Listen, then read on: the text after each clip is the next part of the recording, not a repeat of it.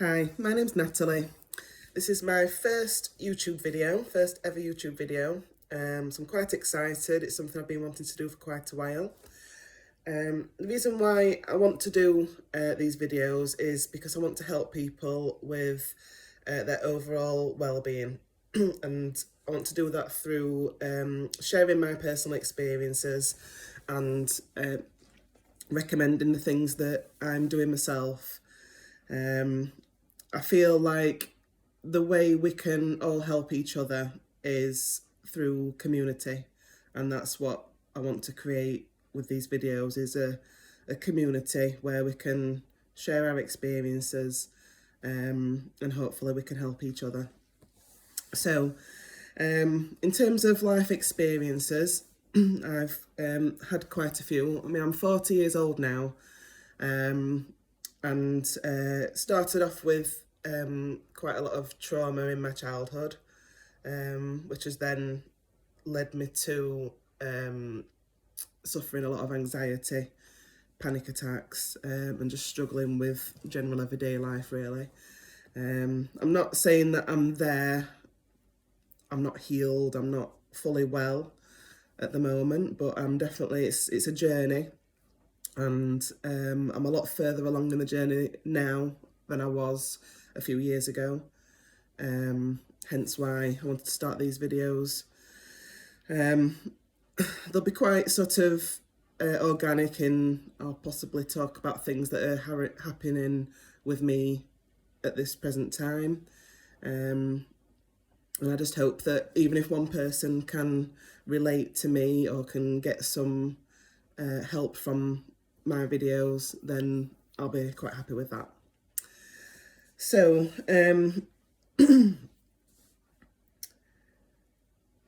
so general well-being, things I'll be talking about will be mental health. As I've already said, I have anxiety myself, childhood trauma, the ways that affects your thoughts, feelings, behaviours. I also have some issues that I'm working through to do with my identity. So I am of mixed Black, Caribbean and white heritage. And generally I have lived and worked and been to school in predominantly white areas.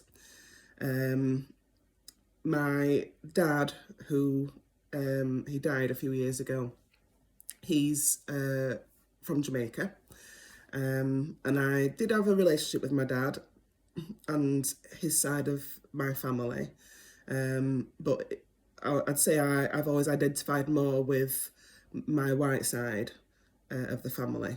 And over the last sort of year or two, I've had the realisation that I've not really explored the black side of my family. So that's something that I'm currently doing. I have issues with weight.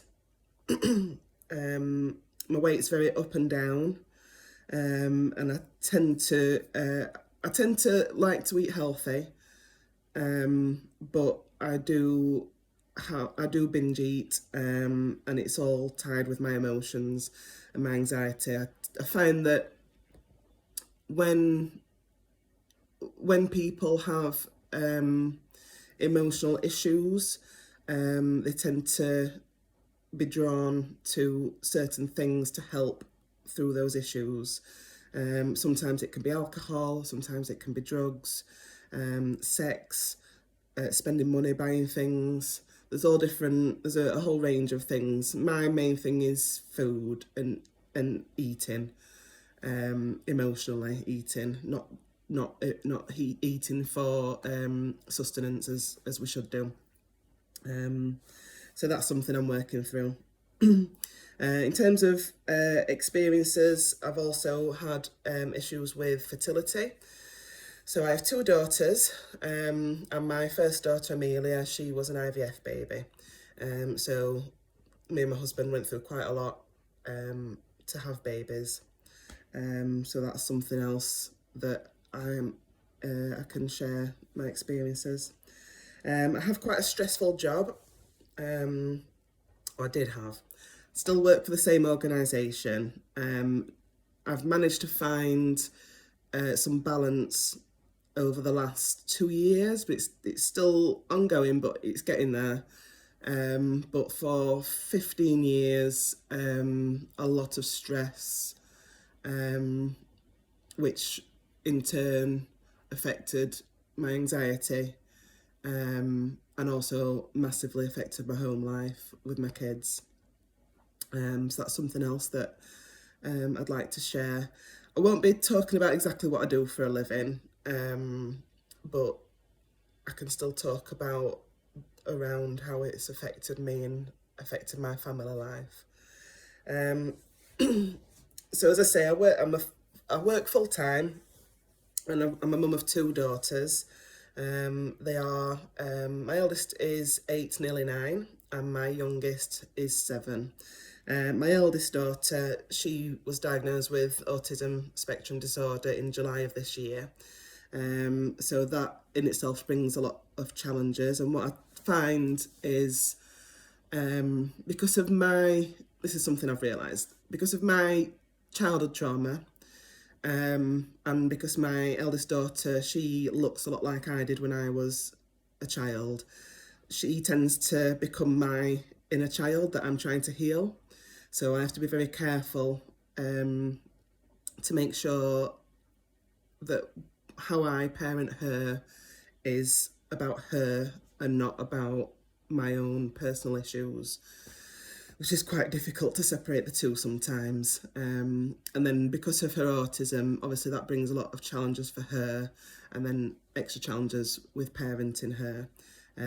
So that's something that's very current and ongoing at the moment. So I probably will talk about that quite a lot.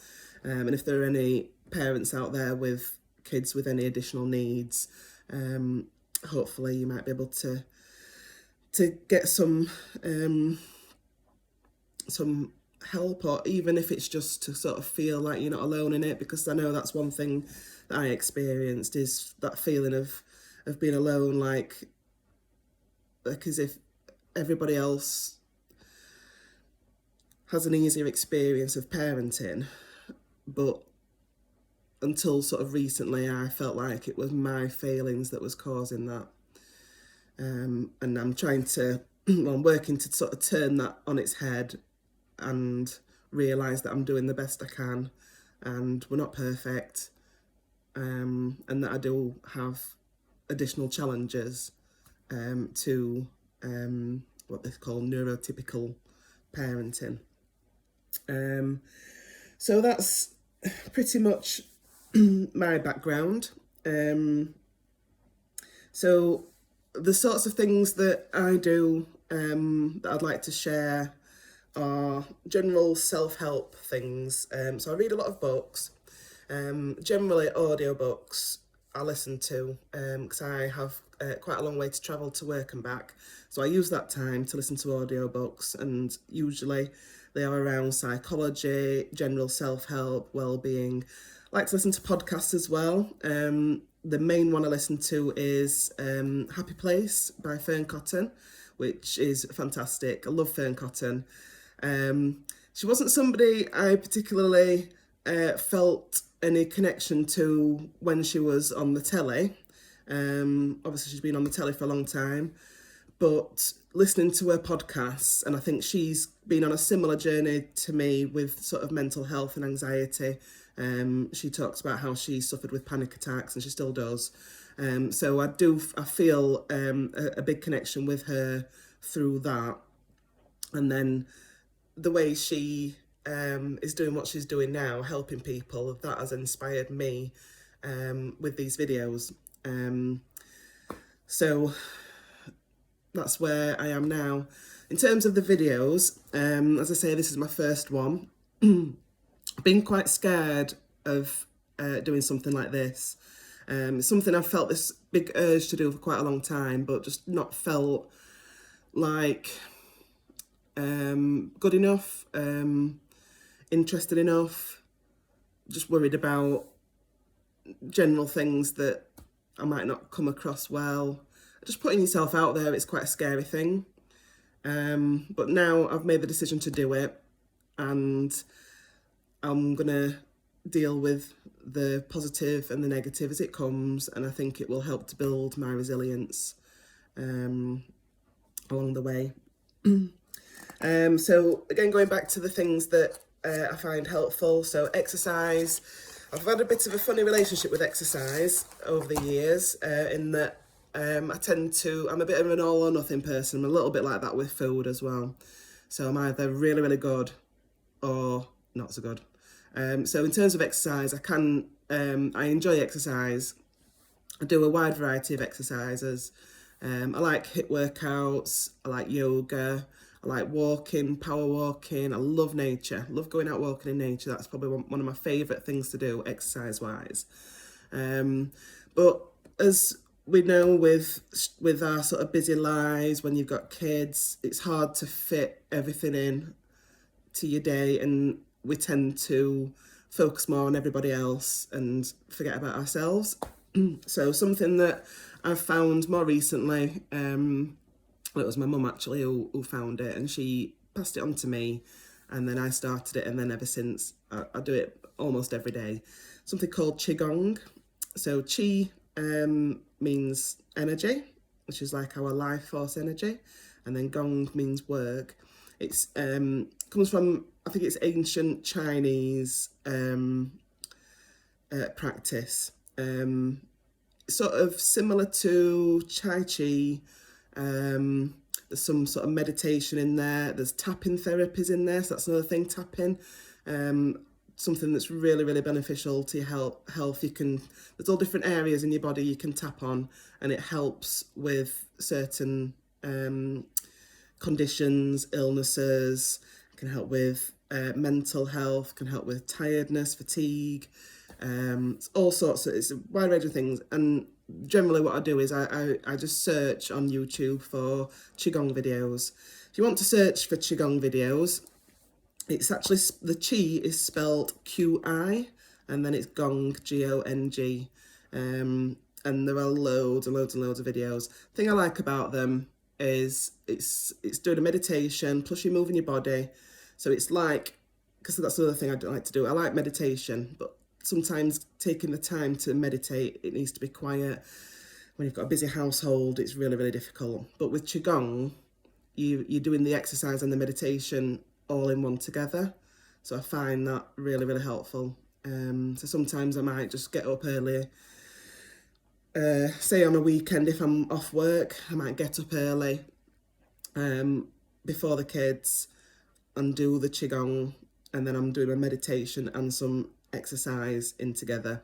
It's quite low impact in terms of it's all about kind of flowing and moving your body and moving the energy around your body. So you don't generally get a sweat on. There are some where you do get a little bit, where your pulse will raise slightly. You might get a little bit hot, and some of your muscles might ache. But generally it's more about flow, and it's more about being gentle.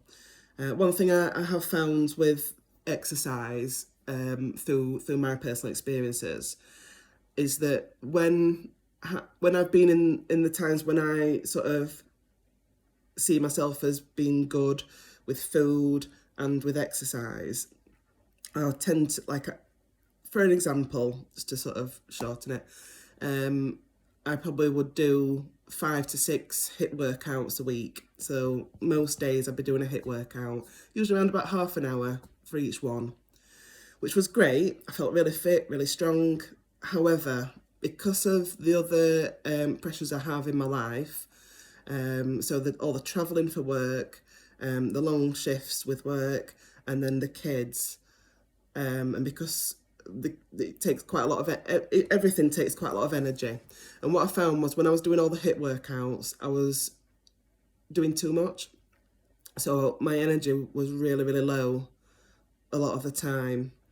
And I think that probably explains why I'm so up and down. It's all or nothing. And what I'm trying to do now is just trying to find that balance. So I've taken my exercise really, really back, where I'll try and do maybe one HIIT workout a week, 1 to 2 maybe, Tops 3, I think, is something I'll probably be aiming for. But at the moment, I generally do 1 to 2. But if I can do Qigong every day, I'm getting the movement, I'm getting the meditation, and it's all helping me to kind of balance things out. I've recently read a book called The High Five Habit by a lady called Mel Robbins. She's a motivational speaker from America, and I've really enjoyed reading her books. Again, listening to them on audio. Loads and loads of good stuff out of that. I've actually listened to it twice now as well. I listened to it once and then I was like, I just want to hear all that again. So listen to it again. Yeah, brilliant book. If you can get hold of that, either the paper copy or on Audible. So basically, High Five Habit, what she's saying in her books is that she's talking about how we all rely on other people and other things, so like external things, to validate ourselves and to feel good about ourselves. And we're always chasing the next thing and the next thing and the next thing. And what you find is, or what I personally find is, that I'm never fulfilled, never feel fully accepted, never feel like my strengths are recognised, and that's because we're so conditioned to rely on the external things to make us feel good about ourselves, and it's never going to work. And basically what the book's saying is that it's got to come from within. We've got to validate ourselves. So the high five, obviously someone gives you a high five, you know you've done something pretty good and it feels great. But the fact that that's coming from externally, it doesn't quite satisfy us. It might do in that moment, but it's not, what's the word? It's not sustainable. So the high five habit is basically you high five yourself in the mirror. So you're giving yourself that validation. You're telling yourself, well done, you're doing great, good job, you've got this. And the habit, obviously, it's something you do every day. I'm at a stage now where I high five myself every single time I'm in a bathroom and there's a mirror. I generally tend to make sure there's no one around because people will just be like, what is she doing? But I, every time I go to the toilet, at home's great, obviously, because you've got your privacy, unless the kids are around, but I get the kids to do it. So every morning and every night before bed, I get the kids to high five themselves. They're not fully into it yet, and I'm keep having to say, oh, you forgot your high five. I keep having to remind them. But it's about just sort of really seeing yourself and acknowledging yourself. Sometimes it might be where you're sort of acknowledging that, yeah, I'm struggling, I'm having a difficult time, but I'm here, I'm with you, and you're sort of giving yourself that little boost and little push. It's all about, like, self-help. It's all about being able to do things for yourself, to help yourself, because at the end of the day, you can only guarantee in life that you've got you. Everything else that's out there, you can't guarantee it. People come, people go, and everybody's got their own things going on as well. So if we can do this for ourselves, that is so powerful. So the science side of the high five, what Mel Robbins says, is that when you high five yourself in the mirror, what's happening is you're actually changing the sort of neural pathways in your brain, and it's making everything more positive, like where you see yourself more positively. You're recognising the good things about yourself. It's very powerful anyway. It's something that you've got to try. And at the end of the day, it's free. Doesn't take much time. So what you got to lose, yeah? So I majorly recommend the high five habit. If You can read the book or listen to the audiobook. Fantastic book. Really, really enjoyed it. She just seems like a really cool lady. Mel Robbins again. So I'm quite into alternative therapies. Something that I'm wanting to work towards is sort of self-healing. That's one of my things. I've sort of looked into Reiki a little bit, but I've joined a spiritualist church, and I go there on a Thursday evening for a healing service, and it's just really, really nice. There are healers within the church who come round and they give you healing energy, and it's like spiritual healing. Really, really nice. Really enjoy it. Even if it's just to get out of the house and just have that space for yourself. It's just a bit of time for yourself.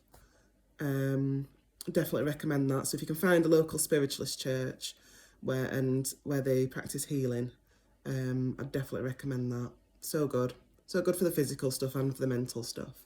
Something I just look forward to it on a Thursday. And it kind of links in with Qigong as well, because the healing is about healing energy that we all have. It's present in us all, whether we're a trained healer or not. And what happens is when you're in the church, you're kind of all giving out healing energy to each other, whether people are healing you or not. While you're there, the healing is present and you can feel it. And you also give healing energy out to the world wherever it's needed, and you can sort of speak up and say any family members who need healing, and it's just about your thoughts and your energy and sending that healing energy to where it needs to go. So really enjoy that, and I'm actually working towards becoming a healer myself with the church. So it's going to take 6 months to start my training. So at the moment I'm just attending church, and then in my own time I do a little bit of practicing about feeling the energy and sending healing out to where it's needed. In terms of medicine, so I currently am taking 100 milligrams of sertraline for my anxiety. It's not something I want to be on forever, but I definitely needed it when I started taking it, and I feel like I still need it at the moment.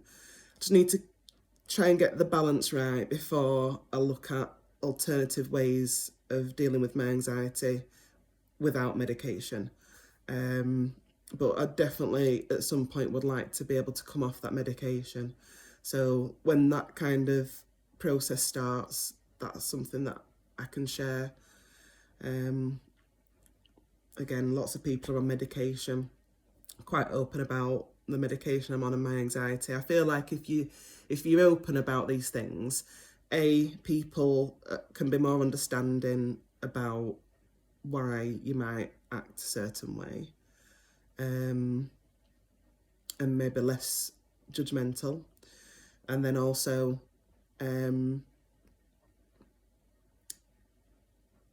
if you need any help, people are more aware of how they can help you if they're aware. So I tend to share my anxiety with everybody. Probably a bit of an overshare, really. Yeah, so that's generally sort of where I'm going with this. So yeah, I think that's about it for now, because I'll probably start sending people to sleep. So in terms of these videos, I welcome feedback. Please be kind. Yeah, there's no need to be cruel or anything. And if there are any cruel things, I'll just try and ignore it. But yeah, any sort of feedback. This is a process for me. This is my first video. I want to improve. It's something that I want to develop. So I will welcome any feedback, anything that you think I could do better, anything that you like, because obviously if it's anything that I'm doing that you like, then I'll try to keep doing it. And also any sort of constructive criticism, and I can try and improve But like I said, please be kind. But yeah, it's a learning experience for me. Any questions anybody has, feel free to ask them. Like I say, I'm quite an open book.